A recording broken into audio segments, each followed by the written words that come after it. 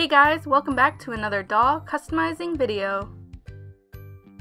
In today's video, I will be showing you how I customize these little twin fairies. I'm not sure what it is about getting new products to try out, but it really made me want to try out some new dolls as well. So in this part 2 of Arteza First Impressions, I will be using some of their products as well as some items I have used in the past, which I consider my more core face repainting supplies. If you haven't already, hit that subscribe button to join me on more customizing videos in the future, and also don't forget to check out the description box for a 10% off your order code on the Arteza website. With that said, let's go ahead and get started. There have only been a few dolls that I have looked at and known exactly what I was going to do to transform them. I found these dolls at the dollar store in Texas, which was quite a while ago, so I've had these in my stock box for a pretty long time. What instantly drew me to them was number 1, the fact that they were only $1, and 2, that they came in very cute colors like this pink and purple doll. And recently I found a lime green and orange doll at my local dollar store.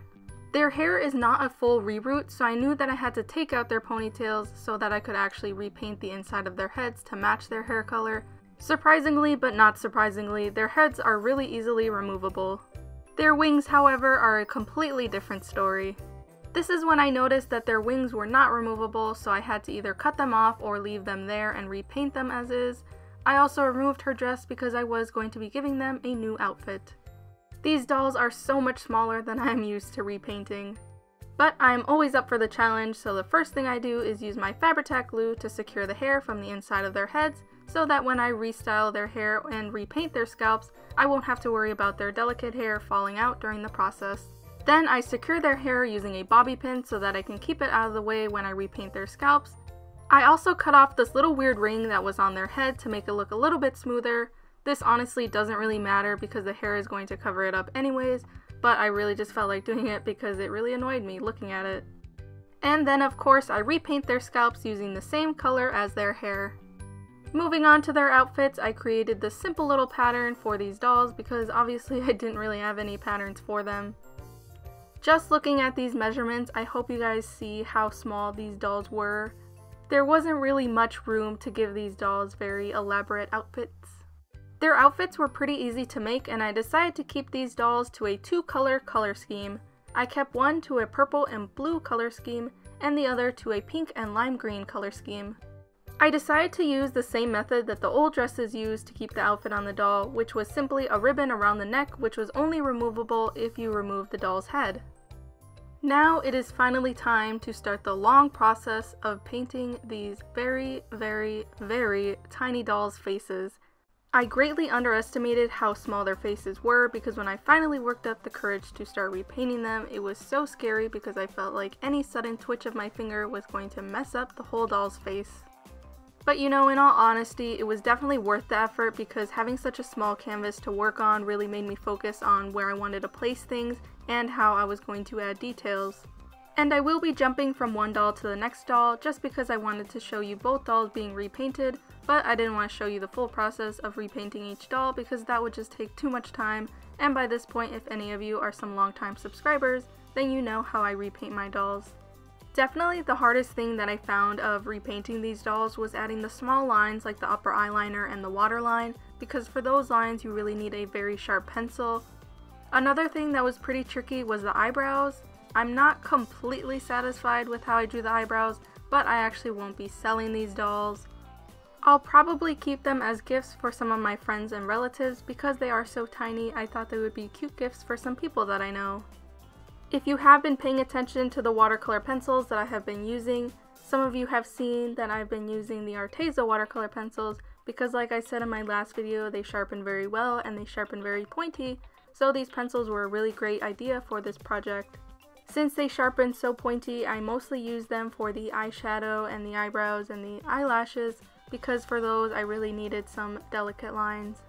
Now that it is towards the end of their face-ups, I kept their faces to the color scheme that I had mentioned earlier, so for this doll I gave her lime green eyeshadow, and for the purple haired doll I gave her blue eyeshadow. And after a final spray of Mr. Super Clear, here are both of my little fairy dolls' faces complete. When I first purchased these dolls, I did want to repaint their wings because they were a very cool shape, but as I was repainting them, I realized that it would be kind of hard to keep the paint from getting stuck and clumpy in the little indents of their wings.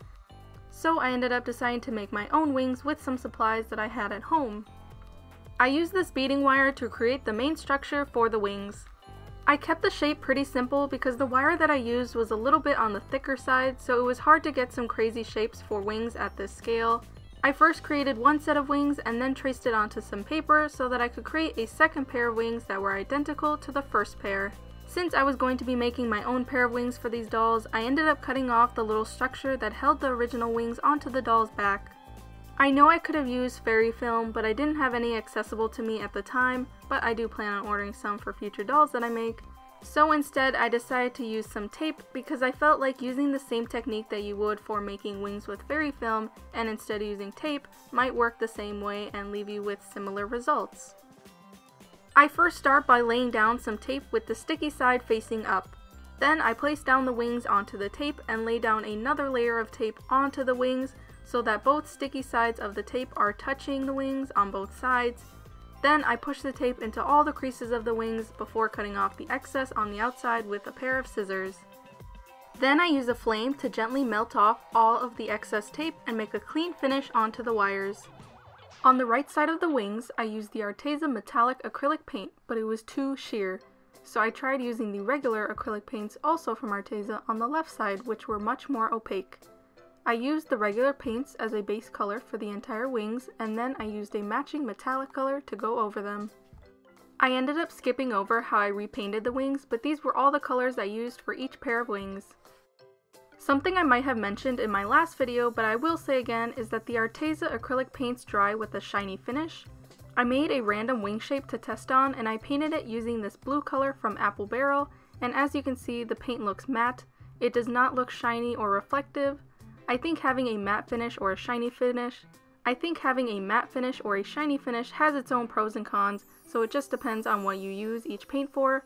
I'm just sharing this information with you all if you decide to buy these paints for yourself.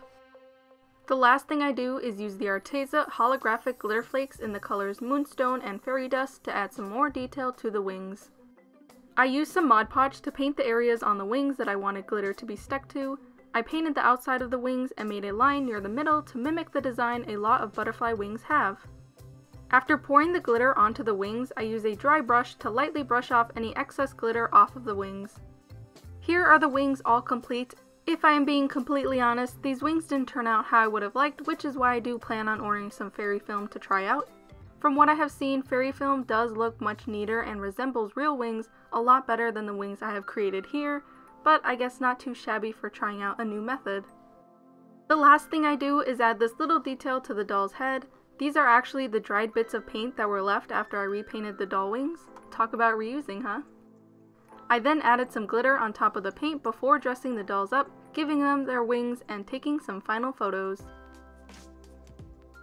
Here are the dolls all complete. One thing I didn't mention or show during the video was how I styled the hair. When I put their hair back into ponytails, their hair wanted to fly into every single direction, so I ended up putting it into this bun look.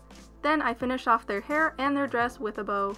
Their little feet were just too cute to cover up, which is why I decided to leave them plain. Even though these dolls were difficult to repaint, I still want to try again, which is why I bought 2 more of these dolls, and since they will be gifts, I wanted to have more than just 2 dolls to give away. Thank you guys so much for watching and joining me on another doll customizing video. Let me know what you guys think of these little fairies in the comment section below. And also, while you're at it, why don't you hit that subscribe button to join me on the next video. The next video will be combining 2 ideas that I really like into one epic doll.